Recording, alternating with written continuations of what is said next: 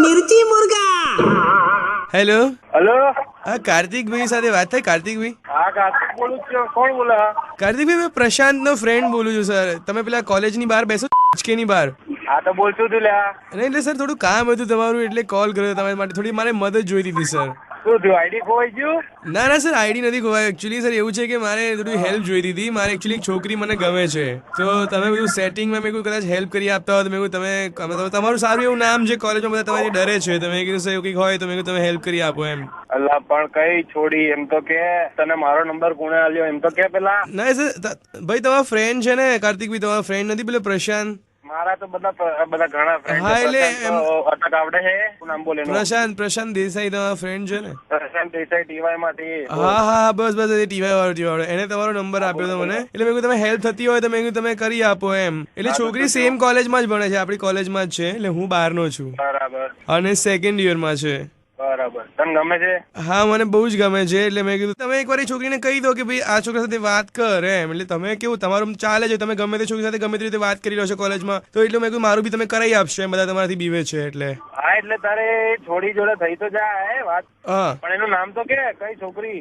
Sir નામ છે એનું. શું? પતિ સેકન્ડ યરમાં છે. કાપી નાખી, જીભ કાઢ્યા માટે તોડી નાખે. મારી બેન છે. તમારી બેન છે સર?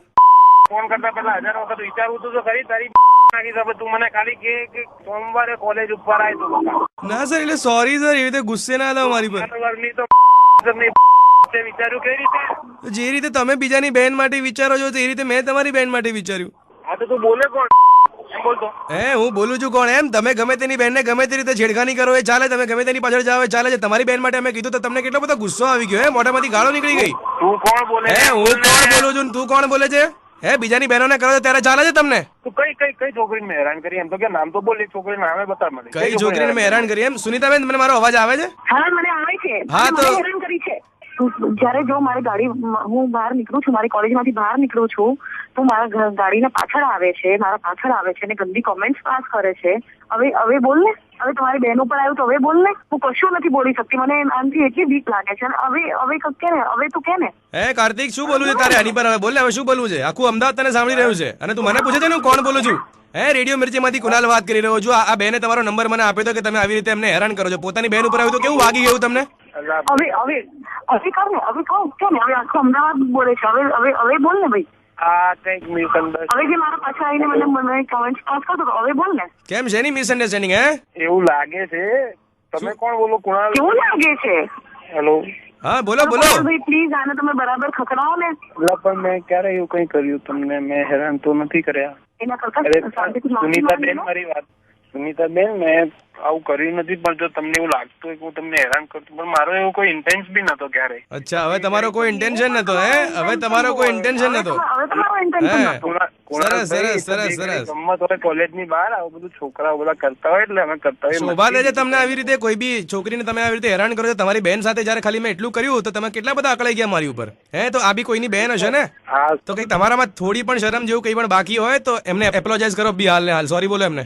સુનીતાબેન સોરી હો. ઠીક છે ભાઈ, તમને માફ કર્યા, પણ બીજી વાર મારા સાથે અને બીજા કોઈની પણ બેન સાથે એવું નહીં કરતો. વિચારજો તમે કે તમારી પણ બેન છે અને આ જ કોલેજમાં ભણે છે.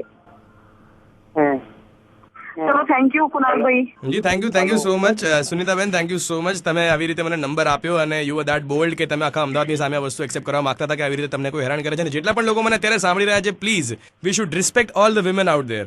And on this Women's Day, this was just a message to all the men out there કે આવી રીતે કોઈને પણ તમે હેરાન કરો એની પહેલા તમે તમારી જાત પર, તમારી ફેમિલી પર એકવાર વિચારી લેજો કે તમારા સદસ્યોને જ્યારે કોઈ આવી રીતે હેરાન કરે તો શું થાય. અને તમને થોડી પણ જો શરમ હોય કાર્તિકભાઈ તો એકવાર કુકડી ફૂક તો બોલી દો. હવે એવું બધું ના બોલાય. ચલો બાય. मिर्ची मुर्गा।